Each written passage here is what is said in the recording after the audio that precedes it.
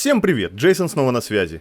Попала ко мне ненадолго в руки новинка от компании Asus. Это видеокарта ROG Strix RTX 3070 Ti OC. И в этом видео посмотрим на ее производительность в 7 играх в разрешении 2560 на 1440, то есть Quad HD. Для тех же, кому интересны результаты такой карты для Ultra HD разрешения, рекомендую ознакомиться со статьей с тестами от ребят с сайта Overclockers.ua. Кстати говоря, так как они ее разбирали, то там же найдете информацию о системе охлаждения и элементной базе. Ссылочка будет в описании под этим видео. Ну а перед тем, как запускать игры, хочу несколько слов сказать о самой карте. Она массивная, размеры 320 мм длина, 140 мм ширина и 58 мм толщина.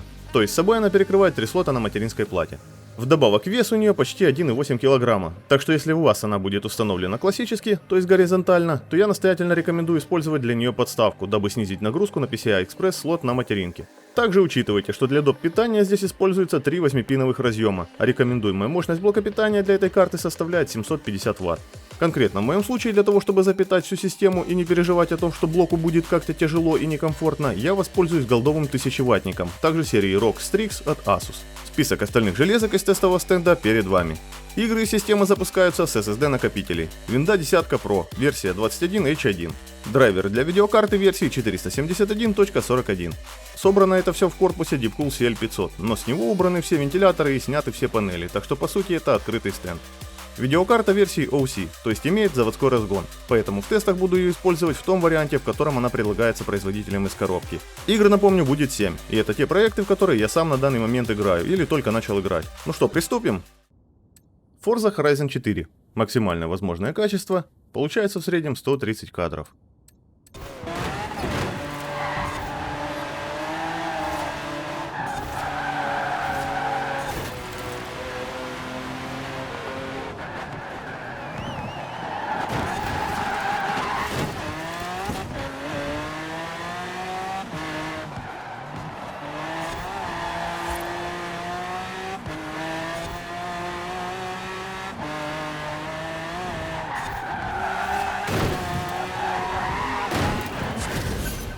Doom Eternal.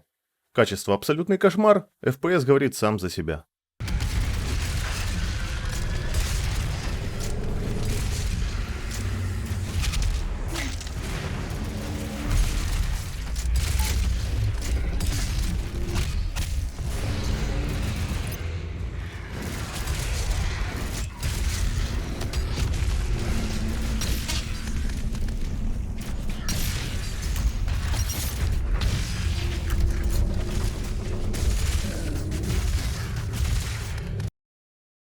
Warzone. Все, что нужно на максимум, DLSS в режиме качества. И получается примерно 135 кадров в среднем. Право достигло контрольной точки.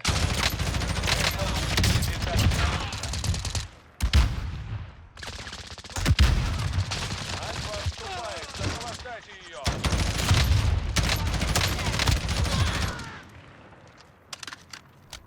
Альфа продвигается.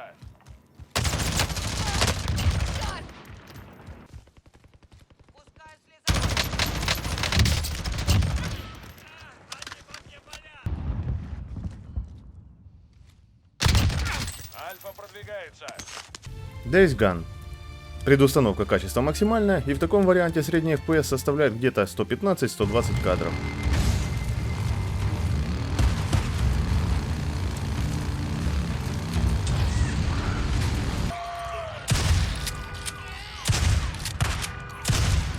Еще трофеи.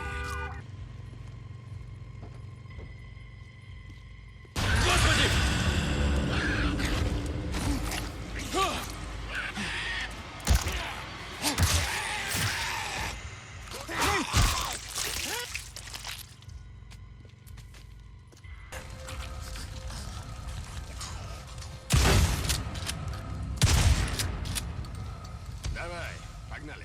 Да, сейчас, секунду. Assassin's Creed Valhalla. Качество графики самое высокое. Во встроенном бенчмарке средний FPS получился 70 кадров в секунду. В игре видим то же самое.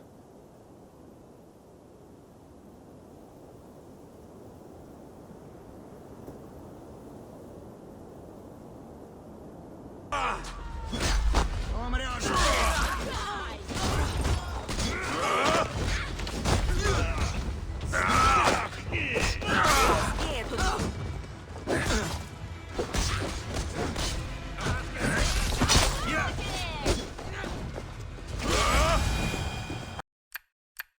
Resident Evil Village. Также все настройки на максимум, кроме качества текстур, так как сказывается нехватка видеопамяти. Средний FPS в районе 60 кадров.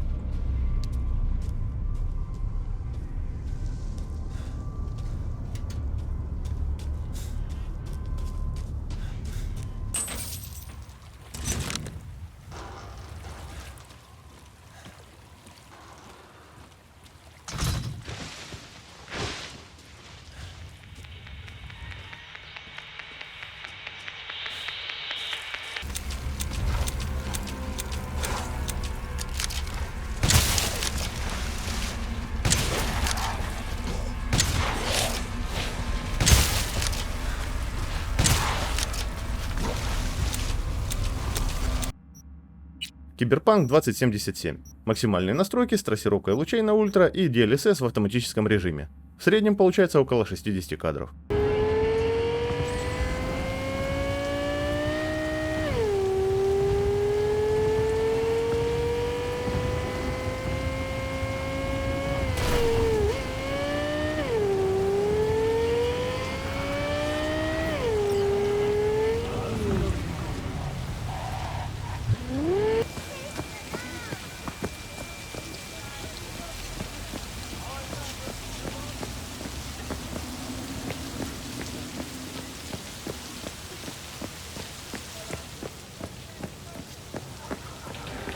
После игротестов утилита HW-Info зафиксировала максимальную температуру видеопамяти на отметке в 76 градусов. А это отличный результат, так как известно, что чипы GDDR6X очень горячие. Сам же видеочип не прогрелся выше 70 градусов.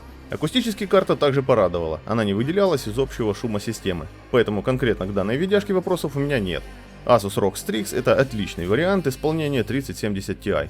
Вопрос у меня есть только общий по количеству видеопамяти у карт 3070 Ti, так как я думаю, что вы тоже заметили, ее 8 гигов в Quad HD разрешении в играх становится почти впритык, а где-то даже не хватает. Сюда 12 гигов напаять и для QHD будет просто топ. В общем, жду ваши комментарии, а также адекватные цены на все видеокарты. Чуть не забыл, хочу поблагодарить магазин Delta Digital за предоставленный для тестов монитор. Выручили максимально, так как у меня в пользовании есть только Full HD монитор, а 3070 Ti для него избыточно. На этом у меня все, с вами как всегда был Джейсон, до встречи в новом видео, покедова!